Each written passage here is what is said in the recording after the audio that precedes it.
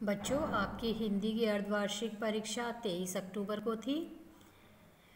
इसमें objective type paper और subjective type paper दो तरह के प्रश्न पत्र थे। कल हमने ऑब्जेक्टिव टाइप पेपर पर चर्चा की थी।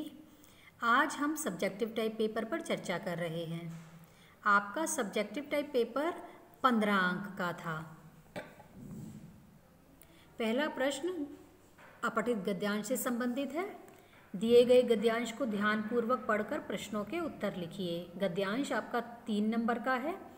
एक टोपी वाला था, वह टोपियां बनाकर बेचता था। एक दिन वह मेले में जा रहा था। उसके सिर पर टोपियों से भरा थैला था। चलते चलते वह थक गया और एक पेड़ की शाखा में पेड़ की छाया में चादर बिछाकर लेट गया। चलते चलते उसे नींद आ गई। पेड़ के ऊपर बहुत सारे बंदर बैठे थे। उन्होंने नीचे आकर थैले से टोपियां निकाल ली। टोपी वाले के सिर पर टोपी देखकर बंदरों ने भी एक एक टोपी पहन ली। तो पहला प्रश्न जो है वो 1 नंबर का है। टोपी वाला कहाँ जा रहा था? तो इसमें साफ लिखा हुआ है कि टोपी वाला मेले में जा रहा था। केवल यही उत्तर मान्य है। इसके अलावा जो भी उत्तर लिखा गया है उसके कोई मार्क्स नहीं मिले हैं। अगला प्रश्न रिक्त स्थानों से संबंधित है। बंदरों ने थैले से डैश निकाल ली।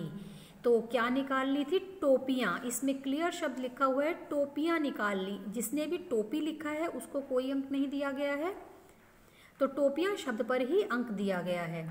लेटते ही टोपी वाले को डैश आ गई, नींद आ गई, तो इसमें नींद शब्द आएगा। अगला है सही और गलत के निशान है। सही वाक्य पर सही और गलत वाक्य पर गलत का निशान लगाइए। वह टोपियां खरीद कर बेचता था, तो हमें ऊपर वाले पैराग्राफ में बताया गया है कि वह टोपियां बनाकर बेचता था, खरीदता नहीं था, तो यह वाक्य गलत है। टोपी वाले के सिर पर टोपी देखकर बंदरों ने भी टोपी पहन ली, यह वाक्य सही है। तो ऊपर पहला वाला वाक्य गलत और दूसरा वाला वाक्य सही है। अगला है निम्नलिखित में से किसी एक विषय पर 5 या 6 वाक्य लिखिए। आप 5 वाक्य भी लिख सकते थे, 6 वाक्य भी लिख सकते थे, और यह 5 अंक का है। इसमें जहाँ कहीं भी वर्तनी संबंधी अशुद्धि हुई है या अनुस्वार और अनुनासिक की गलतियाँ हुई हैं, वहाँ आपके अंक काटे गए हैं। इसके अलावा 2 फूलों के नाम, 2 पक्षियों के नाम।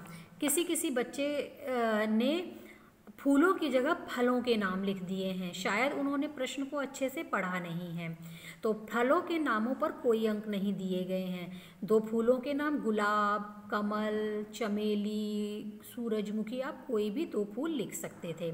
उसके बाद 2 पक्षियों के नाम जैसे कबूतर, चिड़िया, तोता, मैना, कोयल, इनमें से कोई भी आप 2 पक्षियों के नाम इसमें लिखने थे।